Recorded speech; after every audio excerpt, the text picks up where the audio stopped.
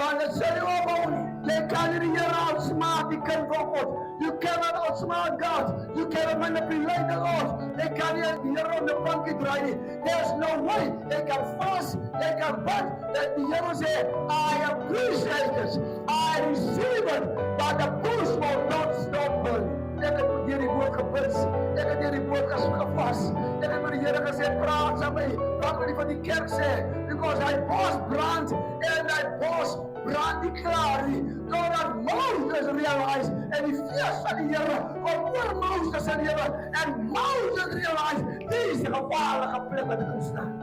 Now your problems in your lewe. Your problems might not even be sinful the way you see it. Dit kan eintlik hoe teen mekaar, maar die Here maak hy lelike ding heilig. Julle moet mooi oor volgende deel sê die Here. Hy maak 'n ding wat nie mooi lyk nie, 'n ding wat nie klaar kry nie. Hy sê gaan die stuk jong, die vos, hou vas. Hy sê hy is heilig gemaak deur die Here.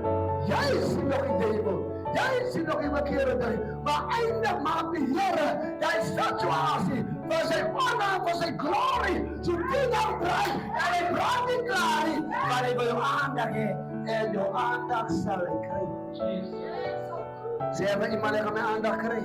Nou, jy het 'n choice. Kyk wat die Here het 'n choice.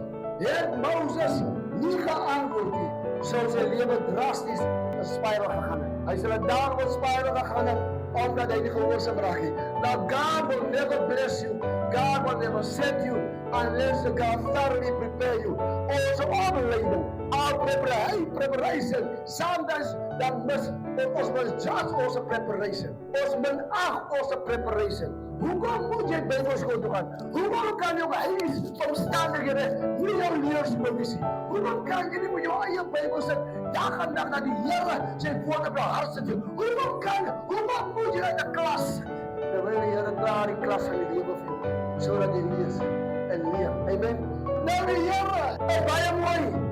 Daai ding wat jou praat, jy weet mos, jy kyk net bietjie dieper.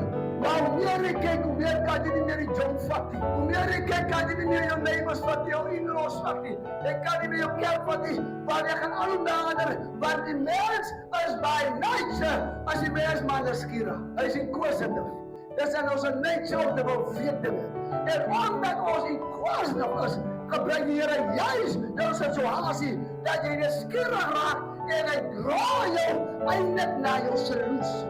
Maar jy kan nog nie die solution sien, want jy sien net die problem. Amen. It's amazing wanneer die Here ons isolate. En soms ons isolation is iets wat ons nie like nie. We hoor wat sê die woord van die Here. En die Bybel sê Moses dryf die skape na die agterkant van die woestyn. Dus reg wel Afrikaans en die Anglisisme nou, maar die agterkant van die woestyn. En die Here sê ons soms ver separate van dit wat jy dink en dit wat jy ken. Hy sal jou separate van die familiarity. Hy gaan jou separate van die comfort. Hoekom? Hy soek jou aandag. Dan steek hy 'n bos aan die brand. Hy weet jy's nog nie daar nie. Hy wil hê dat jy met aandag gee aan hom. Nou brand die bos brand. Jy weet by nature is die bos al klaar gebrand. Is dit waar?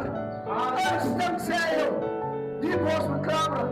Na 5 minute die bos brand die klaar.